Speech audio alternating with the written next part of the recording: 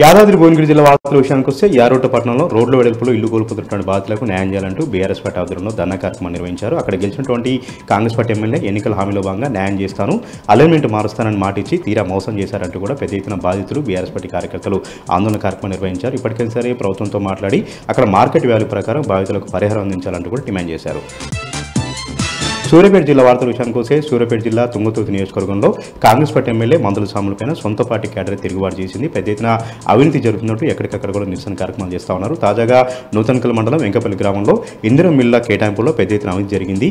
అనర్హులకు Indira mill ఇచ్చారంటూ కూడా నూతనపల్ MPDO కార్యాలయం ముందు నిరసన కార్యక్రమం చేయడం జరిగింది. మందుల సామీలు గెలిచిన దగ్గర నుంచి కూడా అవినీతి పాల్పడుతూ ఉన్నారు. నిజమైనటువంటి కాంగ్రెస్ పార్టీ కార్యకర్తలను వేధిస్తున్నారంటూ కూడా వాళ్ళు వాపారు. ఇప్పటికైనా సరే ఎమ్మెల్యే తన పద్ధతి మార్చుకొని వైఖరి మార్చుకొని నిజమైనటువంటి లబ్ధిదారులకు పేదలకు ఇందిరా మిల్లు ఇవ్వాలంటూ నూతనకల్ మండల కాంగ్రెస్ పార్టీ కార్యకర్తలు అక్కడ ఉన్నటువంటి ప్రజలు డిమాండ్ చేస్తున్నారు. నల్గొండ జిల్లా వార్తల విషయానికి వస్తే నల్గొండ జిల్లా కేతపల్లి మండలం రాయపురం గ్రామంలోని సెయింట్ అండ్ స్కూల్లో పార్క్ చేసినటువంటి 2 స్కూల్ బస్సులు దగ్ధం కావడంతో ఒక్కసారిగా కలకలం రేగింది. రాత్రిపూట ఎవరు లేని సమయంలో ఆకతాయిలు వచ్చి బస్సులకు నిప్పు పెట్టినట్టుగా పోలీసులు వెల్లడిస్తూ ఉన్నారు. ఒక్కసారిగా దట్టమైనటువంటి పొగలతో 2 బస్సులు దగ్ధం కావడంతో స్కూల్ యాజమాన్యం అక్కడ ఉన్నటువంటి విద్యార్థులు కూడా భయభ్రాంతులు గురయ్యారు.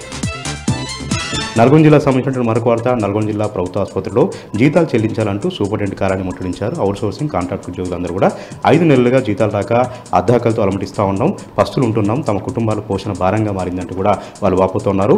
ఎవరికి మొరబెట్టుకున్నా కూడా ఎవరు కూడా పట్టించుకోవట్లేదు. స్థానికంగా ఉన్నటువంటి మంత్రి కోమరెడ్డి వెంకరెడ్డిని అడిగినప్పుడు కూడా కలెక్టర్ గారికి వద్దకు వెళ్తే ఏజెన్సీల వద్దకు వెళ్ళమంటున్నారు. ఏజెన్సీల వద్దకు వెళ్తే బడ్జెట్ రాలేదంటూ వాళ్ళు మోసం చేస్తున్నారంటూ కూడా కాంట్రాక్ట్ ఉద్యోగులు వాపోతున్నారు. ఇప్పటికైనా సరే ప్రభుత్వం వెంటనే నెల నెల టాన్షన్గా జీతాలు విడుదల చేయాలి, బకాయిలను విడుదల చేయాలంటూ కూడా కాంట్రాక్ట్ ఉద్యోగులు డిమాండ్ చేస్తారు.